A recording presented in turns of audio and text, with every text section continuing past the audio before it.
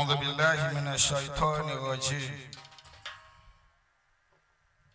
بسم الله الرحمن الرحيم. اللهم صل على سيدنا محمد الشجرة الأصل النورانية واللمعة القبضة الرحمانية وأفضل الخليقة الإنسانية وأشرف الصور الجسمانية. أدعو يا الله أجاج صاحبني الله أكبر.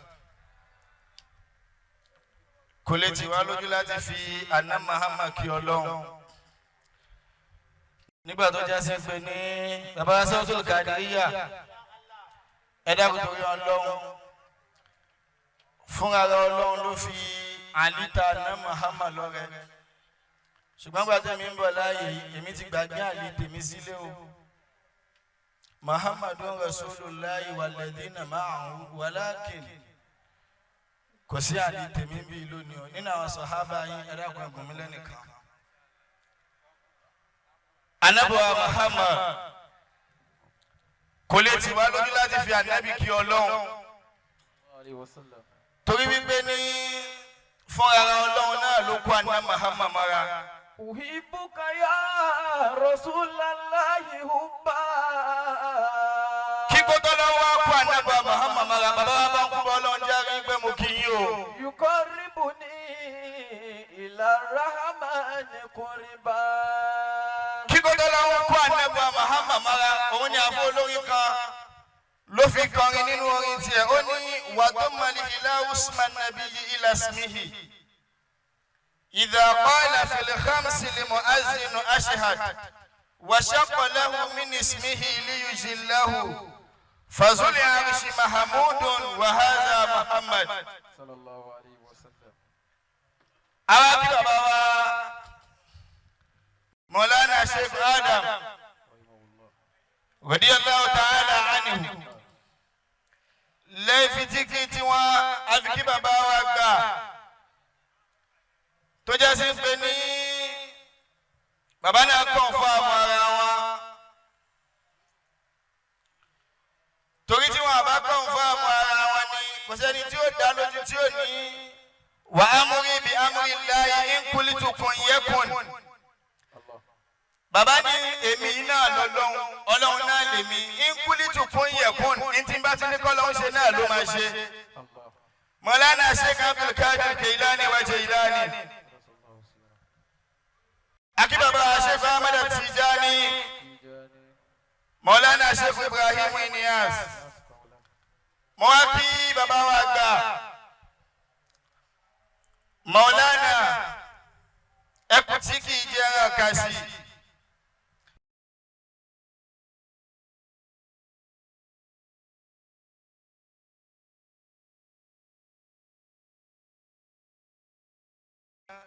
مولانا الشيخ محمد البشير بن سليمان الله داري قدس الله سره الله مساي جيكي القيامة والفا ودا ولا نبوة محمد صلى الله عليه وسلم. bàbá wa tí wọ́n pè gbogbo wa sí kalẹ̀ lónìí Mọ̀lánà Jasper nǹkan yẹn kan mo gbádùn lára yín wàláì nǹkan tí mo gbádùn lára yín òun ni wípé ní ẹ wà lójú ọ̀nà Ọlọ́run ojú ọ̀nà Ọlọ́run tẹ́ ẹ wà yìí òun ló ní ò jẹ́ kẹ́sẹ̀ yín yẹ̀ ní ò jẹ́ kẹ́sẹ̀ yín gbò ẹ wá jẹ́ni tí máa ń ṣiṣẹ́ gbogbo ìgbà tó bá jẹ́ gbólóhùn kan tí mo wí pa yín náà ni tí mo fi jòkó wàláì ó tẹ́ mi lọ́rùn. Bàbá wa Mubarak èmi ti mọ̀ wá tí wọ́n ti di máìkì mú nísìnyí tí wọ́n ti ń ṣiṣẹ́ tí wọ́n ti ń sọ̀rọ̀ tí n bá ka ìkàkùkà yóò ti dé ní ọdún 5 mo lè dínkù ó lè dínkù lọ́dọ̀ mi ò yí àwọn sí o ṣùgbọ́n mi ti ń ka ọdún náà sí yóò ti dé ní ọdún 5. Àṣẹṣẹ tẹ wá ń ṣe yìí ẹ̀yin kan lẹ́ kọ́kọ́ ṣe torí wípé ní tọ́lọ́wọ́n bá ní àwa ṣe láyé òun náà ni wípé ní ká wá ṣiṣẹ́.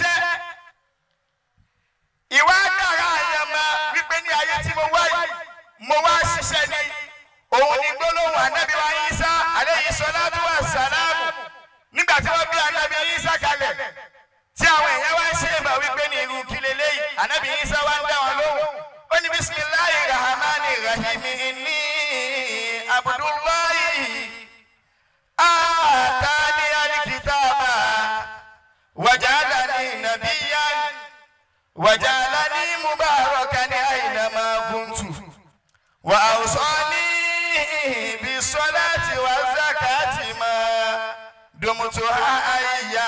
سورة مريم. Ànábì Ìsá sọ wípé ní Abdullahi bàbá Jésùmá. Ànábì Ìsá sọ fún àwọn ìjọ yẹn pé ní tẹ́ ń wò yìí ẹrú sí Ọlọ́run ni mí. Èyàn gbọ́dọ̀ máa sin lọ́hùn nínú iṣẹ́ àkọ́kọ́ nù. Àtàní àlìkìtáàbà èèyàn wá gbọ́dọ̀ jákè sí lọ́wọ́ ọba gba kéwú lọ́wọ́ ẹ̀. Èyàn gbọ́dọ̀ máa kéwú o. Máa rò wípé nítorí ayé ti dìdàkudà ń sin bí anybody kan prove champion. Wàláhì àwọn tí wọ́n mọ kéwú tó ní gbajúmọ̀ yẹn wàláhì ó ń dùn wọ́n. Wàláhì torí wípé ní àlùbáríkà ní kankan ìyẹn tó bá ṣàfẹ́kù lára lọ́jọ́ tá àlùbáríkà bá dé àlùbáríkà tún náà ṣe nǹkan náà. Ẹni tí ò bá mọ kéwú ọjọ́ tó gbó bá dé tó gbó náà pọ̀ bìbà òun náà ní máìkì mú jẹ́kẹ́ tí ó fẹ́ sẹ́ kankan tí ò ní rí wí yóò máa kára pé ní àdéhùn ti mọ ní ìbá ti máa dúró ní wúlá ìdájí o. Àtàrí àlìkìtáàbà èèyàn wá gbọ́dọ̀ jẹ́ni tí ó ní mímá ìmá ni òun ni ò ní jẹ́ ó tì sí kòtò òun dẹ̀ ni ò ní jẹ́ ojú ó tì í níjọ́ tó bá yẹ kó tẹ̀yẹ. Waja'alani nabiyyan ẹlẹ́ẹ̀kẹta òun náà ní kéèyàn jẹ́ni tí ó máa sin lọ́hùn kéèyàn máa sin lọ́hùn kò sí ìmọ̀ tó fẹ́ gbà sínú lọ́wọ́ yẹn. Bàbá Jésù àtẹ̀kẹ̀rẹ́ wá jẹ́ni tí máa sin lọ́hùn waja'alani mubarakan aynama kuntu. Ìsìnlọ́hùn yìí òun ló wá sọ wọ́n di alálùbáríkà. Ọlọ́run ti wá fi àlùbáríkà sọ̀rọ̀ yìí wọlé Mọ̀lánà Sheikh Adam ọlọ́mọdé àlùbáríkà náà láíláí wọlé Ànábì Muhammad wọlé sallallahu alayhi wa sallam. Mo wá kí bàbá wa Mọ̀lánà Sheikh Adam bàbá wa bàbá àgbà lágége ọlọ́mọsẹ̀ yìí wọlé bàbá àgbà ti jẹ́ ẹ̀ta tànátò ní ọlọ́mọsẹ̀ ìjà yìí pẹ́ wọlé Ànábì Muhammad wọlé sallallahu alayhi wa sallam. Salamu alayka Adam. Ibẹ̀ yẹn mo fẹ́ gúnlẹ̀ sí. Bàbá Jasper bí mi ò ṣe fẹ́yàn dání ìtumọ̀ dání o mo fẹ́ 10,000 in transfer rẹ̀ sí ẹ bá ń wá bí tí ń ti bó ṣe kẹ́ ẹ bá ń gbà lọ́wọ́ àwọn elétò. Salamu alayka Adam. Salamu alayhi lórí. Salamu alayka Adam. Ẹ dákun ẹ bá ń wà. Salamu alayhi lórí. Salamu alayka Adam. Salamu alayhi lórí. Ṣé ti bá mi sẹ́yìn díẹ̀? Ẹ ti bá mi sẹ́yìn díẹ̀. Salamu alayhi lórí. Salamu alayka Adam. Salamu alayhi lórí. Salamu alayka Ẹ bá mi sí ìlànà. Salamu alayhi lórí. Ọ̀rẹ́ mi Sàlámù Ìbátí, ọmọ bàbá bá gègé nù. Salamu alayhi lórí. Allah salamu alayka Adam. Salamu alayhi lórí. Salamu alayka Bàbá wíwẹ̀ yẹn, Sàlámù Ìbátí, ọwọ́ bàbá yìí là ń sọ lọ́wọ́. Bàbá ṣe kára, àwọn àdá kí ló wà tẹ̀sí dé. Allah salamu alayka Adam. Salamu alayhi lórí. Salamu alayka Adam. Salamu alayhi lórí. Tá a bá pàdé àwọn àlùfáà wa níta, ẹ ṣeun. Salamu alayhi lórí. Tá a bá pàdé àwọn àlùfáà wa àbí àwọn tá a bá lẹ̀kọ́ àti ṣe ájé àwọn níta. Kíkí kọ́ ni kákọ̀ máa dàbọ̀lẹ̀ kákọ̀ máa kí wọn. Bàbá àgáríà, alẹ́wọ́sẹ̀ ìjà kẹ́kẹ́. Tá a bá kí wọn gbogbo ìgbà, wọ́n kí wọn dé. Ṣùgbọ́n tá a bá ti rí wọn báyìí, bàbá àgbà àgbà máa fi kíni síbẹ̀ o. Tá a bá ti rí wọn báyìí, ajé ẹni ká máa ṣe. Allah salamu alayka Adam. Salamu alayhi lórí. Ẹ bá wọn ẹ dàpọ̀.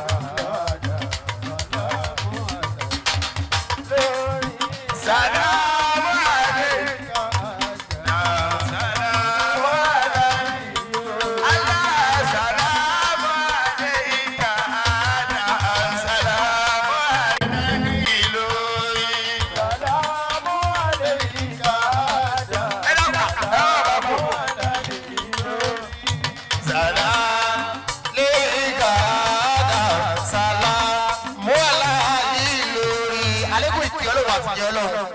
kó bá bàbá ṣe ká dẹ̀ bàbá lálẹ́ lórí ọ̀là àkúfà lọ́dọ̀ ọlọ́run ọ̀là la ilaha illallah bàbá olúwa ló ṣe ọlọ́run ní ìdarí gbàrú mọ́ yín lọ́wọ́ ọ̀là nàbí lọ́dọ̀ ọlọ́run ọ̀là la ilaha illallah wàláì olúwa ló ṣe ẹ̀mọ́ ìtì lọ ẹjọ́ kó kalẹ̀ akẹ́ gbogbo àwọn àfáà tí wọ́n wọlé nígbà tí bàbá wa olúwa ló ṣe ń sọ̀rọ̀ lọ́wọ́ bàbá wa ni Yusuf ọlọ́run má jẹ́ ó dàrú fún yín láéláé ọ̀là nàbí lọ́dọ̀ ọlọ́run ọ̀là la ilaha illallah ọ̀là àkúfà